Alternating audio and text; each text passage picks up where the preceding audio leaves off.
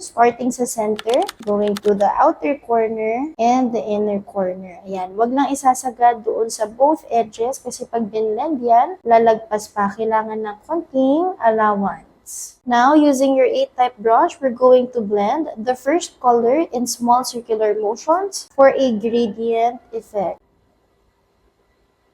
Now, using the same applicator brush, we're going to get your darkest color. Close yung mata, and then you're going to draw a letter V sa outer corner ng mata. So, ito yung fold ng mata niya kahit andito to, and then pag ganon. Yan. Now, using your dome type brush, we're gonna blend all the colors below the fold. This time, we need to blend it in wiper motion para hindi matatabunan yung first color. Pag nag-cut crease ka, ang gagawin natin cut crease ngayon is yung nasa socket ng eyeball niya. So, medyo nandito yan pag ganun. Etong violet na to, pwede mo siyang i-blend sa taas konti ng fold para pag kinot crease mo siya, may light color ka, may dark color. Yan. Para kunwari, mas deep set yung mata. Yan. Ganda, o diba? Mas lubog na ngayon yung mata niya, yung fold ng mata. Yes, violet. Mukha kang kontrabida dyan. Tingin sa baba. Okay, kulang ka sa loob. Next, get yung darker color using your applicator brush. Okay, so we're gonna draw a smaller V inside nung big V mo. So, nandito siya. Yan. Okay. Yan. Yes, pero I think more pigment. Ganda. Monochromatic look. Yan.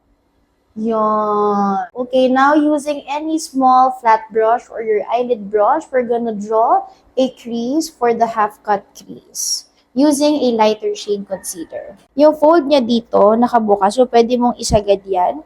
Isasampa mo yan dito.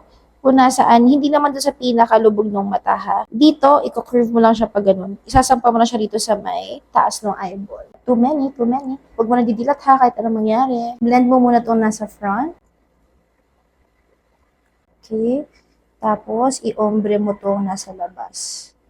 Okay, next is we're gonna get another small brush to pack the pigment. It can be a lighter matte eyeshadow or shimmer. Gusto mo white, gusto mo glitters, yan, medyo beige. Kahit may harsh line, coach. Okay lang, kasi yun naman ang purpose nung cut na crease. Pero dito, i-blend.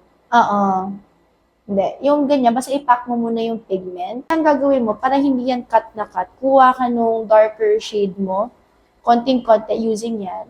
Taktak mo yung excess. Galing dito, i-blend mo yan. Ipagko-combine mo silang dalawa. Yes, oo.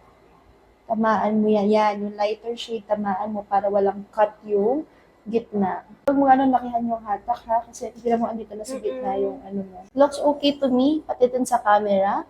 Siguro ang kailangan mo lang pagpagin ay yung nasa gitna. Oo, kuha ka ng ibang brush. Pagpagin lang yung napuntang purple. Yan. Okay, dilat. Pag ganyan mo tingnan. Boosh! Yan.